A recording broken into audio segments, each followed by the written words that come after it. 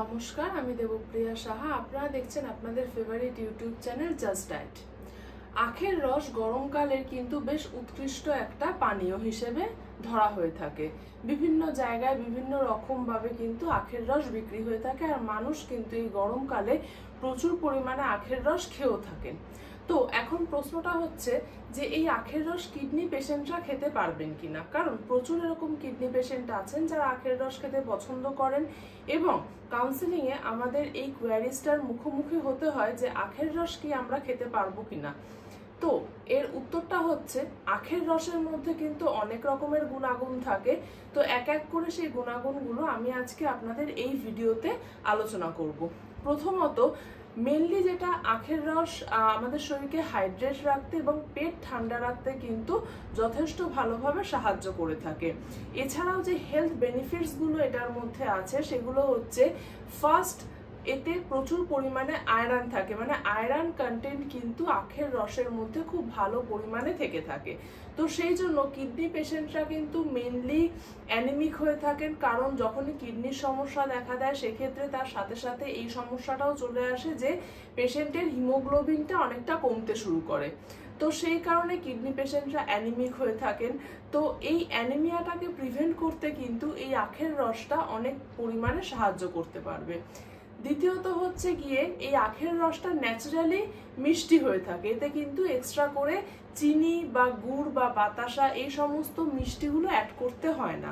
তো এটা যেহেতু ন্যাচারালি মিষ্টি হয়ে থাকে, তো সেই জন্য এটা স্ট্রেস, অ্যাংজাইটি এই সমস্ত জিনিসগুলোকেও কিন্তু অনেকটা দূর করতে সাহায্য করে। হ্যাঁ, যেহেতু এতে একটু ন্যাচারালি যেহেতু মিষ্টি এটা, তো ডায়াবেটিক পেশেন্ট যারা রয়েছেন তারা একটু এটাকে অ্যাভয়েড করবেন, কিন্তু তারা মাঝে মাঝে খেতে পারবেন, কারণ আখের রস একটা লো গ্লাইসেমিক ইন্ডেক্স কিন্তু ফুডসের মধ্যে পড়ছে।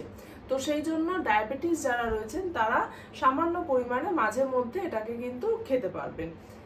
3 নম্বর হচ্ছে গিয়ে এতে প্রচুর পরিমাণে ফাইবার থাকছে। তো যারা ওয়েট রিডিউসিং ডায়েটে রয়েছেন তারাও মাঝে মধ্যে এটা খেতে পারেন। যাদের নাকি কনস্টিপেশন আছে বা বাওয়েল ইরেগুলারের একটা সমস্যা রয়েছে, ইরেগুলার বাওয়েল সিনড্রোম, সেটাতে যারা ভুগছেন তারা কিন্তু এই আখের রসটাকে ডেইলি বেসিসে রাখতে পারেন। এছাড়াও এটা আমাদের লিভারকে ডিটক্সিফাই করতে সাহায্য করছে। কিডনি রোগীদের প্রচুর পরিমাণে মেডিসিনস চলে, আর যথেষ্ট হেভি মেডিসিনস চলে। তো আমরা জানি যে বিভিন্ন রকমের যে হেভি মেডিসিনসগুলো চলছে, সেই মেডিসিনসগুলো প্রত্যেকটা থ্রু লিভার দিয়ে পাস হচ্ছে, লিভারের ওপরে অনেকটা প্রেশার পড়ছে। তো সেই কারণে যদি আমরা আখের রসটাকে কিডনি পেশেন্টদেরকে ডায়েটের মধ্যে দিয়ে থাকি, তো সেক্ষেত্রে লিভারটাও কিন্তু তাদের একটা ডিটক্সিফাই হওয়ার একটা সুযোগ পাবে।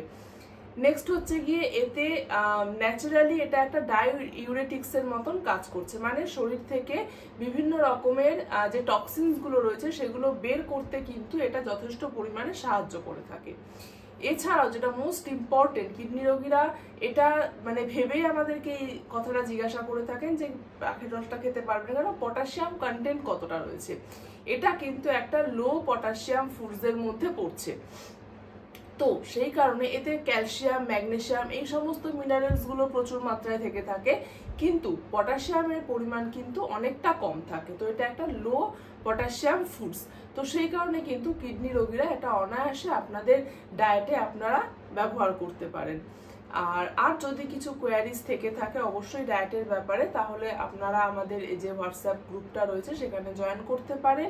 এছাড়াও যদি ডায়েট কনসালটেশন নিতে হয় অবশ্যই তাহলে নিচের দেওয়া নাম্বারটাতে ফোন করে নিতে কিন্তু ভুলবেন না। অনলাইন অফলাইন দু ধরনেরই কনসালটেশন এখানে হবে। নমস্কার, ভালো থাকুন, সুস্থ থাকুন।